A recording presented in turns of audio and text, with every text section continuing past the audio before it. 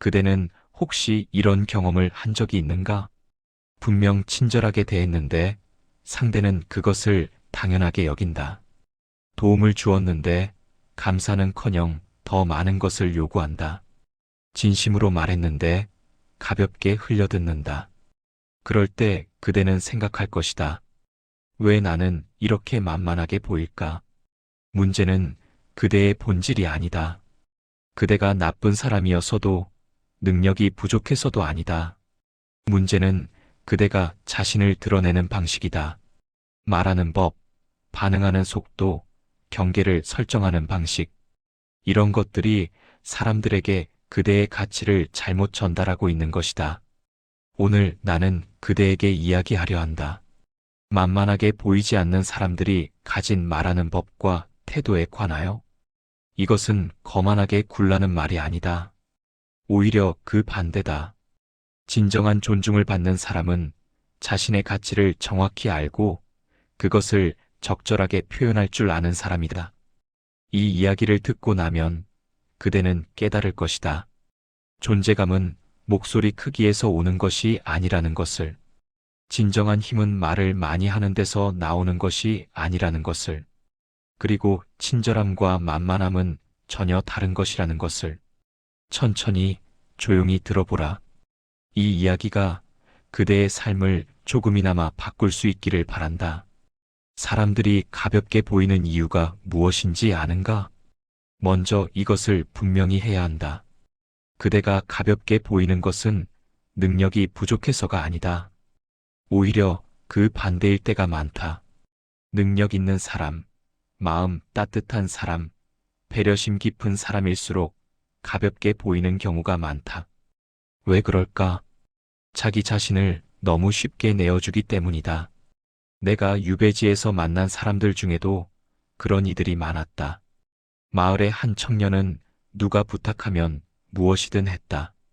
밭일을 도와달라면 달려갔고, 짐을 날라달라면 기꺼이 날랐고, 돈을 빌려달라면 주머니를 털었다. 착한 사람이었다. 하지만 시간이 지나면서 이상한 일이 벌어졌다. 사람들은 그에게 감사하지 않았다. 오히려 당연하게 여겼다. 야, 너 이거 좀 해줘. 존댓말도 사라졌다. 부탁이 아니라 명령이 되었다. 그 청년은 점점 지쳐갔다. 왜 나는 이렇게 당하고만 살까? 나는 그에게 말했다. 자네가 잘못한 것이 아니네. 다만 자네가 자네 자신을 너무 쉽게 내어주었을 뿐이지. 사람들은 쉽게 얻을 수 있는 것을 소중히 여기지 않는 법이네. 이것이 첫 번째 진실이다. 자신을 쉽게 내어주는 사람은 가볍게 취급받는다. 이것은 슬픈 일이지만 인간 본성의 일부다. 공짜로 얻은 것에는 감사가 없고 노력 없이 얻은 관계에는 존중이 없다. 그렇다면 어떤 행동이 자신을 쉽게 내어주는 것일까? 첫째, 말을 과하게 덧붙이는 것이다. 아, 그게 말이죠. 사실은 제가 이렇게 생각하는데, 뭐 제 생각이 꼭 맞는 건 아니지만, 그래도 혹시나 해서 말씀드리는 건데요. 물론 제가 잘 모를 수도 있고, 이렇게 말하는 사람을 본 적이 있을 것이다. 혹은 그대 자신이 이렇게 말하고 있을지도 모른다. 이런 말투는 무엇을 전달하는가? 제 말은 중요하지 않습니다. 무시하셔도 괜찮습니다. 이렇게 들린다. 비교해보자. 같은 내용을 이렇게 말하면 어떨까? 제 생각은 이렇습니다. 짧고 명확하다. 변명도, 방어도, 불필요한 완충도 없다. 이것이 자기 가치를 인정하는 말투다. 둘째, 불필요하게 친절한 것이다. 친절과 과한 친절은 다르다. 상대가 부탁하지도 않았는데 먼저 나서서 모든 것을 해주는 것. 상대의 불편을 미리 예상해서 모든 것을 대신해 주는 것. 이것은 친절이 아니라 자기 가치의 저평가다. 예를 들어보자. 회사에서 동료가 자료를 정리하고 있다. 그대는 제가 도와드릴까요? 라고 먼저 제안한다. 동료는 아, 그래요? 그럼 이것 좀 정리해 주세요라고 말한다. 그대는 기꺼이 한다. 다음 날 또 같은 상황. 그대는 또 제안한다. 동료는 또 수락한다.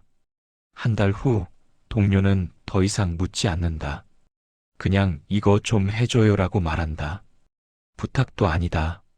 그대의 일이 된 것이다. 무엇이 잘못되었는가? 그대가 먼저 경계를 허문 것이다. 도움은 상대가 요청했을 때 주는 것이 적절하다. 먼저 나서는 것이 언제나 미덕은 아니다. 그것은 때로 나는 당신보다 가치가 낮으니 당신을 위해 일하겠습니다라는 메시지가 된다. 셋째, 모든 질문에 즉시 반응하는 것이다. 메시지가 오면 즉시 답한다. 부탁을 받으면 즉시 대답한다. 네, 할게요. 생각할 시간도 없이, 확인할 여유도 없이, 그냥 반사적으로 응답한다. 이것은 무엇을 의미하는가? 나는 시간이 남아돕니다. 나는 언제든 당신을 위해 대기하고 있습니다. 이렇게 들린다. 그러면 상대는 그대를 어떻게 대할까? 급한 일이 있을 때마다 그대를 찾는다. 왜냐하면 그대는 언제나 가능한 사람이니까. 반대로 생각해보라. 어떤 사람에게 부탁했는데 그 사람이 일정을 확인하고 알려드리겠습니다라고 답한다. 하루 뒤 답이 온다. 이번 주는 어렵고 다음 주 화요일이면 가능합니다. 그대는 어떻게 느끼는가? 이 사람은 바쁜 사람이구나. 이 사람의 시간은 귀중하구나. 이렇게 느낀다. 그리고 그 사람이 도와주기로 했을 때 그대는 감사한다. 당연하게 여기지 않는다. 이것이 차이다.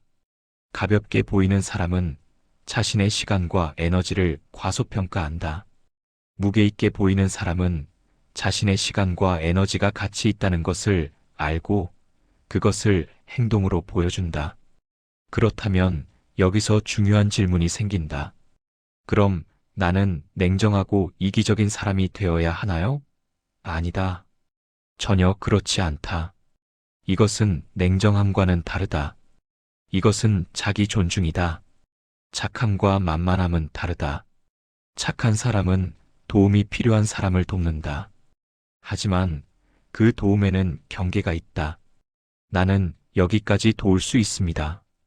그 이상은 어렵습니다. 이렇게 말할 수 있다. 만만한 사람은 모든 것을 다 들어준다. 경계가 없다. 네, 다 할게요. 자신이 힘들어도 참는다.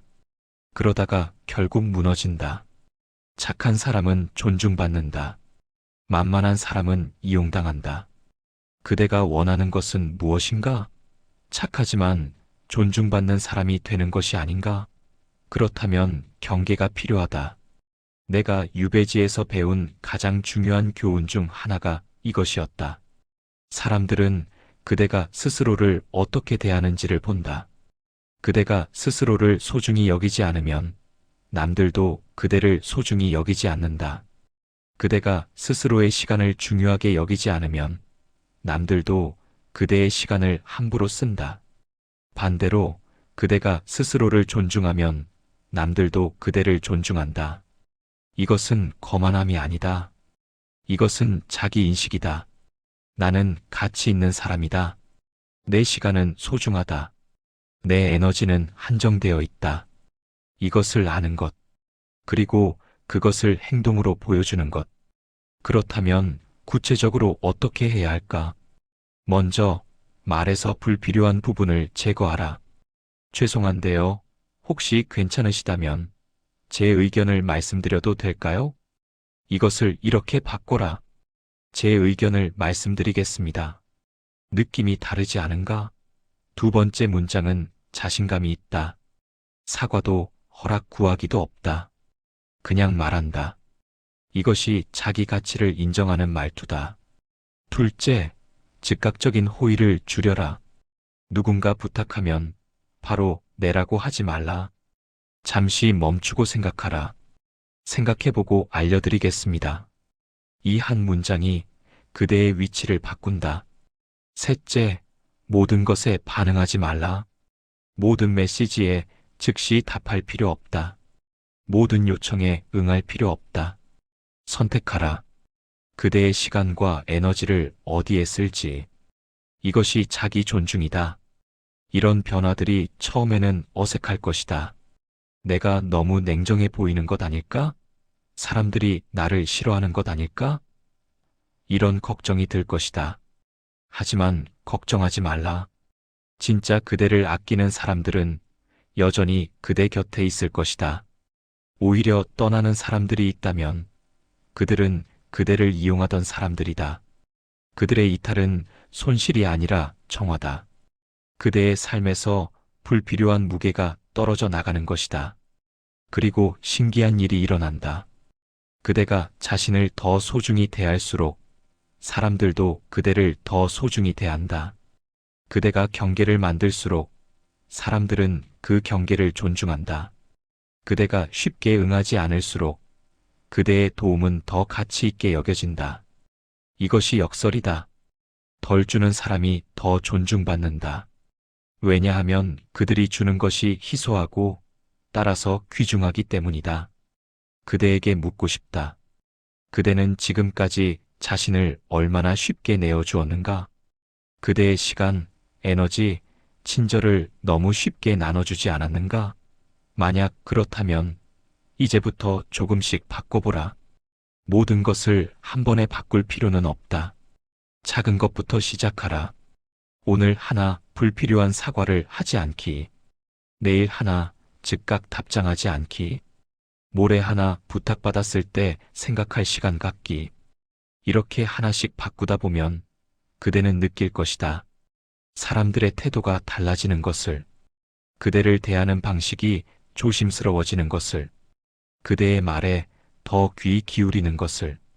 그리고 그대 자신도 달라지는 것을. 더 당당해지고 더 평온해지고 더 존중받는 사람이 되어가는 것을. 이제 두 번째 원칙으로 넘어가 보자. 말의 양을 줄이는 것. 이것이 왜 중요한가? 말이 많아지면 무슨 일이 일어나? 말이 많아지면 마음이 흔들려 보인다. 내가 유배지에서 관찰한 것 중 하나는 이것이었다. 불안한 사람일수록 말이 많다. 자신이 없는 사람일수록 설명이 길다. 인정받고 싶은 사람일수록 자기 이야기를 많이 한다. 반대로 중심이 잡힌 사람은 말이 적다. 그들은 필요한 만큼만 말한다. 과장하지 않는다. 변명하지 않는다. 불필요한 수식어를 붙이지 않는다. 그래서 그들의 말은 무게가 있다. 한 번은 마을의 두 사람이 다툼을 벌였다. 한 사람은 계속 말했다. 제가 그런 의도가 아니었습니다. 사실은 이런 상황이었고, 저런 이유가 있었고, 그래서 어쩔 수 없이 그렇게 된 것입니다. 제가 정말 하고 싶지 않았지만, 다른 사람은 짧게 말했다. 제 실수였습니다. 다시는 하지 않겠습니다. 누구의 말이 더 신뢰가 갔는가? 두 번째 사람이었다. 변명 없이 책임을 인정하고 짧게 끝냈다. 그 간결함 속에 진정성이 있었다. 이것이 말의 힘이다. 말이 줄어들수록 그 말의 무게는 커진다. 말이 많아질수록 그 말의 가치는 떨어진다. 이것은 경제학의 원리와 같다. 희소한 것이 가치 있다. 그렇다면 구체적으로 어떻게 말을 줄일 수 있을까? 첫째, 질문받으면 3초 머무른 뒤 대답하라. 누군가 그대에게 질문한다. 이 프로젝트에 대해 어떻게 생각하세요? 그대의 본능은 즉시 대답하는 것이다. 아, 그게 말이죠. 멈춰라. 3초를 세어라. 하나, 둘, 셋. 그리고 대답하라. 좋은 기획이라고 생각합니다. 다만 실행 부분에서 보완이 필요해 보입니다. 이 3초가 무엇을 만드는가? 침착함을 만든다. 그대가 즉흥적으로 말하는 것이 아니라 생각한 후에 말한다는 인상을 준다. 그리고 실제로 그렇게 된다. 3초 동안 그대는 생각을 정리한다. 더 나은 답을 할 수 있다. 그리고 무엇보다 3초의 침묵은 긴장감을 만든다. 사람들은 그대의 답을 기다린다. 그 순간 그대는 방의 중심이 된다. 모두가 그대의 입을 주목한다. 그리고 그대가 말을 시작하면 그들은 더 집중해서 듣는다. 시도해보라. 오늘 누군가 그대에게 질문하면 즉시 대답하지 말라. 3초를 세어라. 그리고 간결하게 대답하라. 그 차이를 느낄 것이다. 둘째, 추임새를 최소화하라. 아, 그러니까, 뭐랄까, 있잖아요. 이런 말들을 얼마나 자주 쓰는가? 이것들은 말의 흐름을 끊고 확신 없어 보이게 만든다.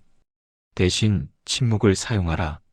문장과 문장 사이에 잠깐의 멈춤을 두는 것이다. 이 프로젝트는 좋습니다. 멈춤하지만 일정이 촉박합니다. 멈춤 팀원을 더 배치하면 가능할 것 같습니다. 이렇게 말하면 어떤가?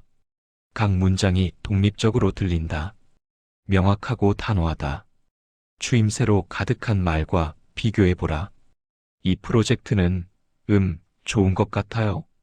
근데, 있잖아요. 일정이 좀 그러니까 빡빡하잖아요. 그래서, 뭐랄까, 사람을 더 쓰면, 될 것 같기도 하고. 어느 쪽이 더 신뢰가 가는가? 셋째, 실수했을 때 변명 없이 한 문장으로 책임을 인정하라. 실수는 누구나 한다. 문제는 그 후에 무엇을 말하느냐다. 죄송합니다. 제가 확인을 못했습니다. 그게 그날 회의가 너무 많았고, 이메일도 너무 많이 와서, 그리고 집에도 일이 있어서, 그래서 미처 신경을 못 썼습니다. 다음부터는 이렇게 말하는 순간 신뢰는 무너진다. 변명은 책임을 회피하는 것처럼 들린다. 아무리 사실이어도 변명은 변명이다. 대신 이렇게 말하라. 죄송합니다. 제 실수입니다. 즉시 수정하겠습니다. 끝이다. 더 이상 말하지 말라. 상대가 더 물으면 그때 설명하라. 하지만 먼저 늘어놓지 말라. 이 간결함이 그대를 책임감 있는 사람으로 만든다. 넷째, 과장을 하지 말라. 정말 대박이에요? 완전 최고예요? 진짜 엄청나요? 이런 표현들은 그대의 말을 가볍게 만든다. 대신 절제된 표현을 사용하라. 좋았습니다. 인상적이었습니다. 효과적이었습니다. 그대가 좋았다고 말했을 때와 완전 대박이라고 말했을 때 어느 쪽이 더 진지하게 들리는가? 전자다. 과장은 진정성을 의심하게 만든다. 이 사람은 정말 그렇게 생각하는 걸까? 아니면 그냥 좋은 말 하려고 하는 걸까? 이런 의심이 생긴다. 하지만 절제된 표현은 신뢰를 만든다. 이 사람은 진심으로 평가하는구나. 다섯째, 웃음을 섞어 가볍게 반응하지 말라. 특히 중요한 이야기를 할 때, 불편한 이야기를 할 때, 많은 사람들이 이렇게 한다. 사실 이번 프로젝트 일정이 좀 무리인 것 같아요. 하, 제가 좀 느린가요? 하, 왜 웃는가? 불편함을 완화하려고, 거절을 부드럽게 하려고, 상대의 기분을 상하지 않게 하려고. 하지만 이 웃음은 그대의 말을 약하게 만든다. 이 사람은 농담하는 건가? 진담인가? 상대는 헷갈린다. 그리고 그대의 요청을 가볍게 여긴다. 대신 진지하게 말하라. 이번 프로젝트 일정이 현실적으로 어렵습니다. 조정이 필요합니다. 웃지 말라. 목소리를 낮추고 침착하게 눈을 마주치며 말하라. 그러면 상대는 안다. 아, 이건 진짜 문제구나. 진지하게 받아들여야겠구나. 이것이 말을 줄이는 기술의 핵심이다. 불필요한 것을 제거하는 것. 변명, 추임새, 과장, 어색한 웃음. 이런 것들을 하나씩 제거하면 그대의 말은 더 명확해지고, 더 무게감 있어지고, 더 존중받게 된다.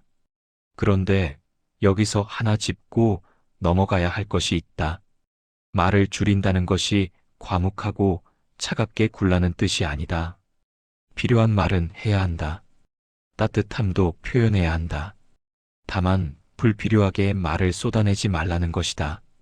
예를 들어 누군가 힘든 이야기를 그대에게 털어놓는다. 말이 많은 사람은 이렇게 반응한다. 아이고, 진짜요? 그게 정말 힘드셨겠어요? 저도 비슷한 경험이 있는데 그때 제가 어떻게 했냐면 이렇게 저렇게. 그리고 또 이런 일도 있었고. 말을 줄이는 사람은 이렇게 반응한다. 많이 힘드셨겠어요? 침묵 제가 도울 수 있는 게 있을까요? 어느 쪽이 더 위로가 되는가? 두 번째다. 왜냐하면 그 사람의 이야기에 집중하기 때문이다. 자기 이야기로 주제를 바꾸지 않는다. 짧게 공감하고 침묵으로 공간을 주고 도움을 제안한다. 이것이 진짜 경청이다. 말을 줄이면 들을 공간이 생긴다. 그대가 말을 많이 하면 상대는 들어야 한다. 그대가 말을 적게 하면 상대도 말할 수 있다. 그리고 사람들은 자기 말을 들어주는 사람을 좋아한다. 역설적이지 않은가? 말을 줄일수록 관계가 더 깊어진다. 왜냐하면 진짜 소통은 말의 양이 아니라 질에서 오기 때문이다. 내가 유배지에서 배운 또 하나의 교훈이다. 침묵은 공허함이 아니라 충만함이다. 침묵 속에서 사람들은 생각한다. 느낀다. 연결된다. 계속 말로 채우면 그런 공간이 사라진다. 특히 그대가 리더의 위치에 있다면 말을 줄이는 것이 더욱 중요하다. 리더가 계속 말하면 팀원들은 듣기만 한다. 리더가 침묵하면 팀원들이 말한다. 그리고 팀원들이 말할 때 그들은 주인의식을 갖는다. 내 의견이 반영되는구나. 나도 중요한 사람이구나. 말을 줄이는 리더가 더 강한 팀을 만든다.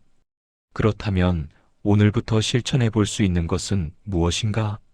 하나, 대화할 때 상대가 말하는 시간을 측정해 보라. 그대가 70% 말하고 상대가 30% 말한다면 균형이 무너진 것이다. 반대로 바꿔보라. 그대는 30% 말하고 상대가 70% 말하게 하라. 그러면 대화의 질이 달라진다. 둘, 하루에 한 번 의도적으로 짧게 대답하는 연습을 하라. 누군가 오늘 어땠어요? 라고 물으면 좋았습니다. 그대는요? 이렇게 짧게 끝내라. 자세한 설명은 상대가 더 물어보면 그때 하라. 셋, 회의나 모임에서 처음 10분은 말하지 말라. 다른 사람들의 의견을 먼저 듣고 그 다음에 말하라. 그러면 그대의 말은 정리되어 있고 다른 사람들의 의견을 종합한 것이 되어 더 무게감이 생긴다. 넷, 메시지를 보낼 때 절반으로 줄여보라. 그대가 쓴 문장을 다시 읽고 불필요한 부분을 삭제하라. 혹시 괜찮으시다면, 가능하시다면 이것 좀 해주실 수 있으실까요? 를 이것 부탁드립니다로 줄여라. 이렇게 조금씩 연습하다 보면 그대는 편할 것이다. 말이 줄어들고 침묵이 편해지고 그대의 존재감은 커진다. 말이 적을수록 사람들은 그대의 말에 더 귀 기울인다. 그대가 입을 열면 모두가 주목한다. 이것이 말의 역설이다. 덜 말할수록 더 많이 들린다. 이것을 기억하라. 이제 네 번째 원칙으로 넘어가자. 경계선을 만드는 것. 이것이 아마 가장 어려운 부분일 것이다. 왜냐하면 우리는 어릴 때부터 착한 사람이 되라고 배웠기 때문이다. 그리고 착한 사람은 거절하지 않는다고 배웠다. 하지만 이것은 잘못된 가르침이다. 착한 사람과 경계 없는 사람은 다르다. 착한 사람도 경계가 필요하다. 아니, 오히려 착한 사람일수록 경계가 더 필요하다. 왜냐하면 착한 사람은 이용당하기 쉽기 때문이다. 내가 유배지에서 만난 한 부인이 있었다. 그 부인은 마을에서 가장 친절한 사람이었다. 누가 부탁하면 다 들어주었다. 빨래를 도와달라면 도와주고, 아이를 봐달라면 봐주고, 돈을 빌려달라면 빌려주었다. 처음에는 사람들이 감사했다. 하지만 시간이 지나자 당연하게 여겼다. 어차피 저 사람은 해줄 거야. 부탁이 점점 많아졌다. 점점 큰 것을 요구했다. 어느 날 그 부인이 이번에는 어렵겠어요라고 말했다. 사람들은 화를 냈다. 왜 안 돼요? 지난번에는 해줬잖아요. 그 부인은 울먹이며 결국 들어주었다. 그리고 그날 밤 그 부인은 내게 찾아와 물었다. 선생님, 제가 뭘 잘못한 건가요? 저는 그냥 좋은 사람이고 싶었을 뿐인데. 나는 말했다. 부인께서는 아무것도 잘못하지 않으셨습니다. 다만 한 가지 경계를 만들지 않으셨을 뿐입니다. 처음에 한번 허용한 것이 기준이 되었고, 이제 사람들은 그것을 당연한 권리로 여기고 있습니다. 이것이 경계가 없을 때 일어나는 일이다. 선이 흐릿한 사람은 끊임없이 시험당한다. 이 사람은 어디까지 허용할까? 조금 더 요구해 볼까? 좀 더 밀어붙여 볼까? 사람들은 의식적이든 무의식적이든 이렇게 한다. 그리고 경계가 없는 사람은 결국 무너진다. 모든 것을 다 들어주다가 어느 순간 한계에 도달한다. 그리고 폭발하거나 도망가거나 병이 난다. 이것은 그대를 위해서도 상대를 위해서도 좋지 않다. 그렇다면 어떻게 경계를 만들 수 있을까? 첫째, 업무 시간 외 연락에 대해 원칙을 세워라. 많은 사람들이 이 경계를 지키지 못한다. 밤 10시에 상사가 메시지를 보내면 즉시 답한다. 주말에 동료가 전화하면 받는다. 휴가 중에도 이메일을 확인한다. 이것은 무엇을 만드는가? 이 사람은 언제든 연락 가능하구나. 업무 시간이 따로 없구나. 이런 인식을 만든다. 그리고 그것이 당연해진다. 원칙을 세워라. 저는 업무 시간 외에는 긴급한 경우를 제외하고 연락을 확인하지 않습니다. 이것을 명확히 하라. 처음에는 어색할 수 있다. 하지만 일관되게 하면 사람들은 그것을 존중한다. 실제로 어떻게 하는가? 밤 10시에 메시지가 온다. 그대는 본다. 하지만 답하지 않는다. 다음 날 아침 출근 후에 답한다. 어제 메시지 확인했습니다. 이렇게 진행하겠습니다. 상대가 왜 어제 답을 안 했어요? 라고 묻는다면 업무 시간 외였습니다. 긴급한 일이었나요? 이렇게 말하라. 담담하게. 변명하지 말고. 이것이 그대의 원칙이라는 것을 보여주라. 처음 몇 번은 불편할 수 있다. 하지만 계속하면 사람들은 배운다. 이 사람에게는 업무 시간 외에 연락하면 안 되는구나. 정말 급하면 그때 연락해야겠구나. 이것이 경계다. 둘째, 돈과 관련된 부탁은 원칙적으로 외부 처리하라. 돈 문제는 관계를 망친다. 특히 빌려주고 돌려받지 못했을 때 관계는 어색해진다. 원칙을 만들어라. 저는 지인 간에 금전 거래를 하지 않습니다. 이것을 명확히 하라. 누군가 돈을 빌려달라고 하면 죄송합니다. 저는 원칙적으로 지인에게 돈을 빌려드리지 않습니다. 은행 대출을 알아보시는 게 어떨까요? 냉정하게 들리는가? 하지만 이것이 오히려 관계를 지킨다.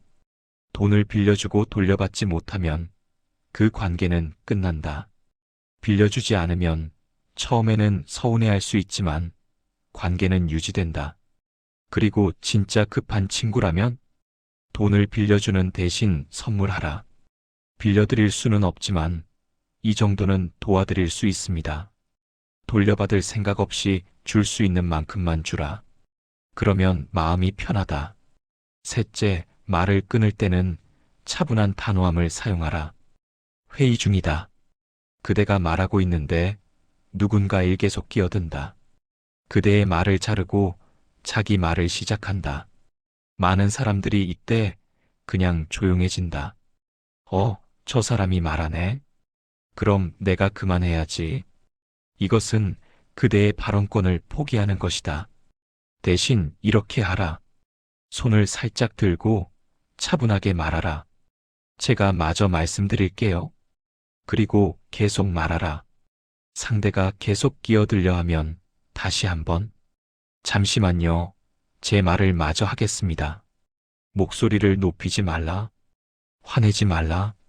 단지 단호하게, 차분하게 말하라. 이것이 공격성 없는 단호함이다. 그대는 상대를 공격하지 않는다. 단지 그대의 공간을 지키는 것이다. 제 발언 시간입니다. 존중해 주시기 바랍니다. 이 메시지를 차분하게 전달하는 것이다. 처음에는 어색할 것이다. 내가 너무 무례한 건 아닐까? 이런 걱정이 들 것이다. 하지만 생각해보라. 누가 먼저 무례했는가? 그대의 말을 자른 사람이다. 그대는 단지 그대의 권리를 지키는 것이다. 그리고 신기한 일이 일어난다. 그대가 한두 번 이렇게 하면 사람들은 더 이상 그대의 말을 자르지 않는다. 이 사람은 자기 말을 지키는구나. 함부로 끼어들면 안 되겠구나. 이렇게 배운다. 넷째, 첫 번째 무례에 즉시 대응하라. 이것이 가장 중요하다. 처음에 한 번 허용한 무례는 언제든 다시 반복된다. 한 번 넘어가면 두 번째, 세 번째가 생긴다. 그래서 첫 번째가 중요하다. 누군가 그대에게 무례하게 군다.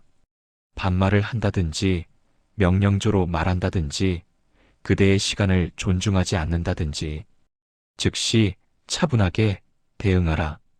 그렇게 말씀하시니 불편합니다. 정중하게 부탁해 주시겠어요? 저도 일정이 있습니다. 미리 알려주시면 감사하겠습니다.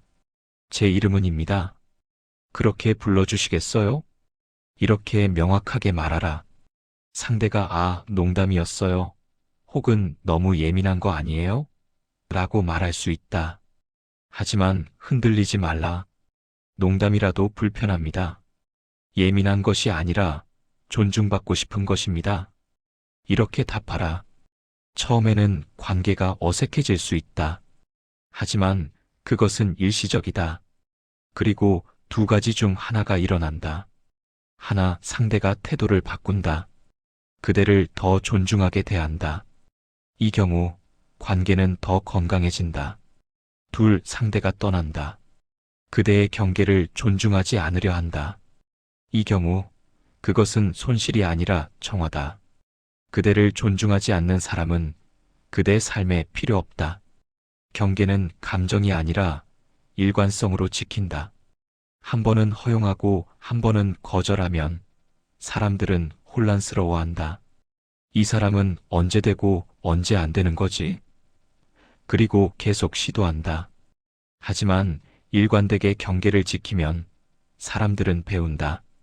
이 사람에게는 이것이 안 되는구나. 존중해야겠구나. 일관성이 핵심이다. 다섯째, 경계를 설명할 필요는 없다. 많은 사람들이 경계를 설정할 때 긴 설명을 한다. 죄송한데요. 사실 제가 요즘 너무 바빠서요. 그리고 개인적으로도 좀 힘든 일이 있어서요. 그래서 이번에는 어려울 것 같아요. 다음에는 꼭 도와드릴게요. 이렇게 설명하면 어떻게 되는가? 상대는 그 설명을 공략할 방법을 찾는다. 바쁘신 거 알아요? 그런데 이건 금방이에요. 10분이면 돼요.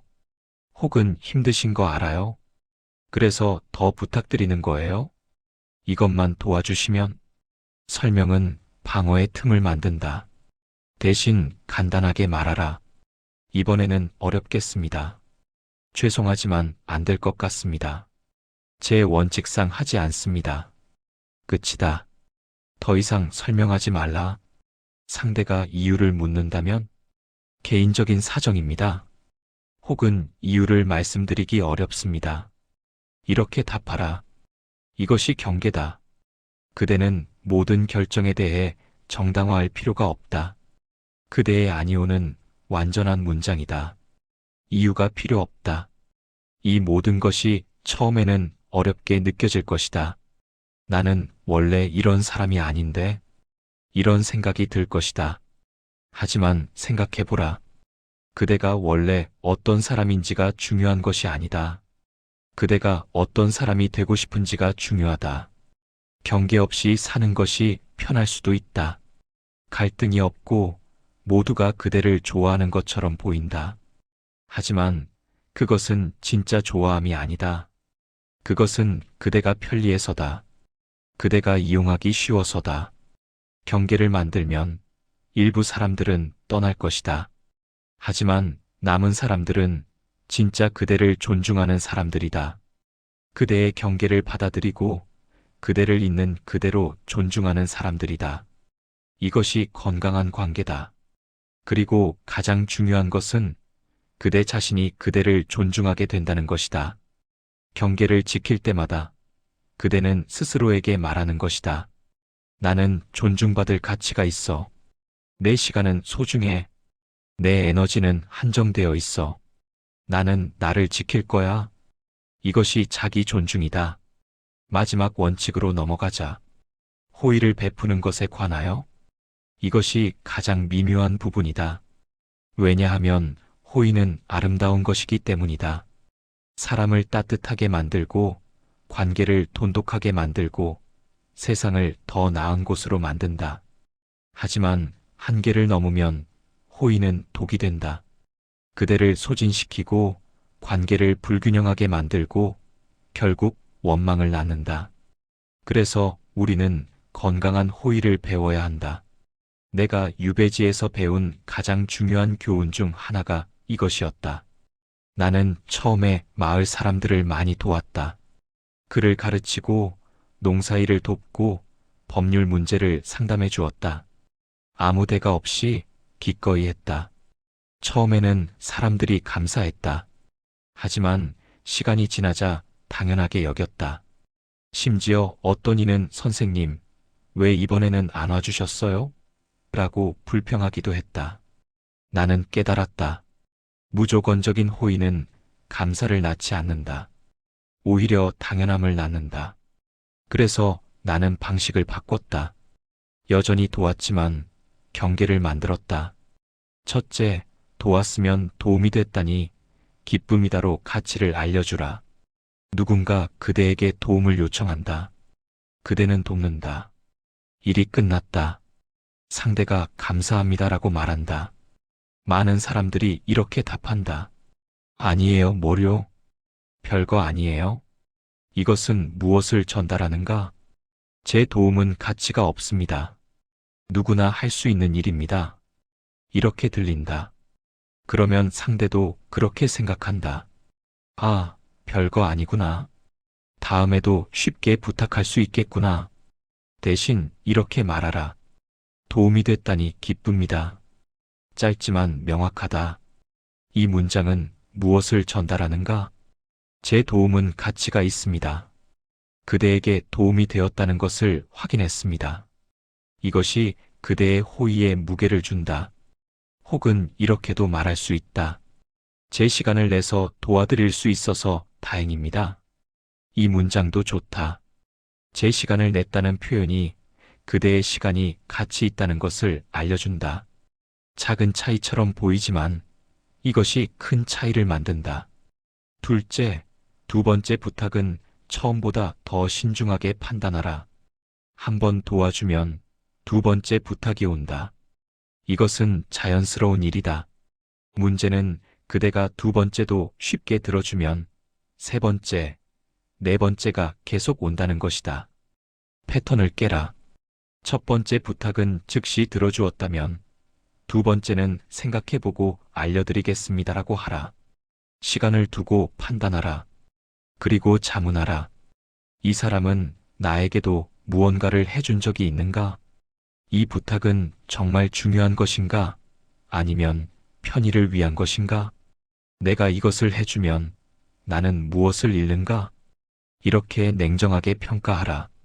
만약 관계가 일방적이라면 두 번째는 거절하라. 이번에는 어렵겠습니다. 이유를 설명할 필요 없다. 상대가 서운해할 수 있다. 하지만 그것은 그 사람의 문제다. 그대는 그대를 지킬 권리가 있다. 셋째, 감사가 없다면 괜찮게 해결되셨나요? 로 인식을 환기하라. 그대가 누군가를 도왔다. 하지만 그 사람은 감사 인사가 없다. 그냥 당연하게 여긴다. 많은 사람들이 이때 속으로만 섭섭해한다. 내가 도와줬는데 고맙다는 말도 없네. 하지만 아무 말도 안 한다. 이것은 좋지 않다. 속으로 쌓인 섭섭함은 결국 관계를 망친다. 어느 날 폭발하거나 아니면 그 사람을 피하게 된다. 대신 직접 말하라. 단, 공격적이지 않게. 지난번에 도와드린 것 괜찮게 해결되셨나요? 이 질문은 무엇을 하는가? 상대에게 상기시킨다. 아, 맞다. 이 사람이 나를 도와줬지. 그리고 감사를 표현할 기회를 준다. 대부분의 사람들은 의도적으로 감사를 안 하는 것이 아니다. 그냥 있는 것이다. 혹은 당연하게 여기게 된 것이다. 이 질문이 그것을 깨운다. 만약 상대가 네, 잘 됐어요 라고만 하고 감사 인사가 없다면 그것은 신호다. 이 사람은 그대의 호의를 당연하게 여긴다. 다음번 부탁은 거절하라. 넷째, 가능하다면 작은 교환을 만들어라. 일방적인 호의는 오래 지속되지 않는다. 주는 사람은 지치고 받는 사람은 당연하게 여긴다. 건강한 관계는 교환이 있다. 누군가 그대에게 부탁한다. 그대는 돕는다. 그리고 나중에 그대도 그 사람에게 작은 부탁을 한다. 지난번에 제가 도와드렸죠? 이번에는 제가 부탁 하나 드려도 될까요? 이것은 당연한 것이다. 관계는 주고받는 것이다. 한쪽만 주면 그것은 관계가 아니라 봉사다. 봉사도 아름다운 일이지만 모든 관계가 봉사일 수는 없다. 작은 교환을 만들면 관계는 균형을 찾는다. 이 사람도 나에게 부탁을 하는구나. 그럼 나도 이 사람을 도와줘야겠구나. 이렇게 상호성이 만들어진다. 단, 억지로 만들 필요는 없다. 자연스럽게 진짜 필요할 때 부탁하라. 나도 한번 부탁해야지라는 생각으로 억지로 만들면 그것도 건강하지 않다. 다섯째, 호의는 여유가 있을 때만 베풀어라. 이것이 가장 중요하다. 그대 자신이 비어 있는데 남에게 줄 수 없다. 그대의 컵이 채워져 있을 때 넘치는 것을 나눠줄 수 있다.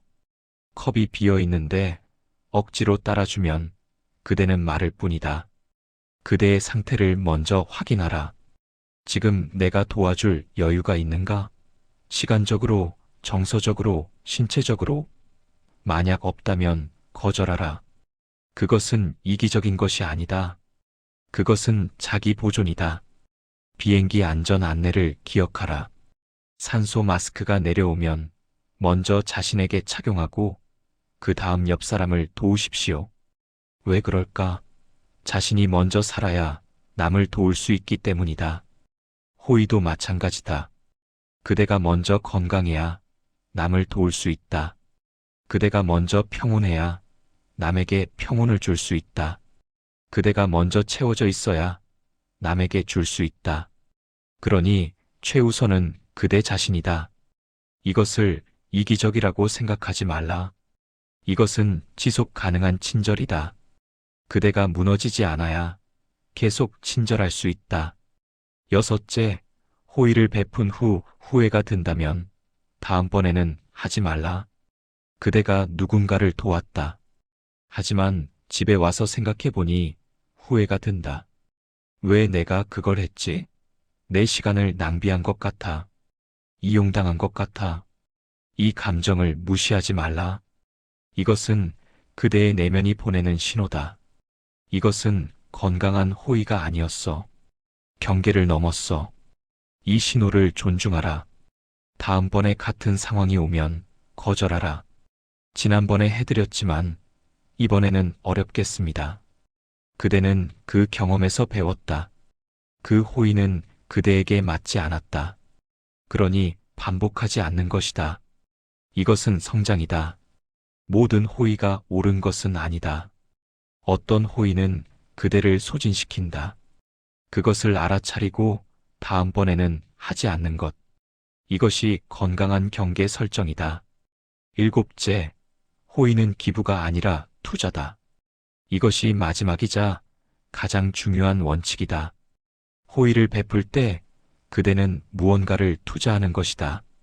그대의 시간, 에너지, 자원, 그리고 모든 투자에는 수익이 있어야 한다. 수익이 돈일 필요는 없다. 감사, 존중, 상호성, 관계의 깊어짐, 이런 것들이 수익이다. 만약 그대가 계속 투자하는데 아무 수익도 없다면 그것은 나쁜 투자다. 나쁜 투자는 중단해야 한다. 하지만 그 사람은 정말 어려운 상황이에요. 제가 안 도우면 누가 도와요? 이런 생각이 들 수 있다. 하지만 생각해보라. 그대가 무너지면 그대는 아무도 도울 수 없다. 그대의 건강이 우선이다. 그리고 솔직해지자.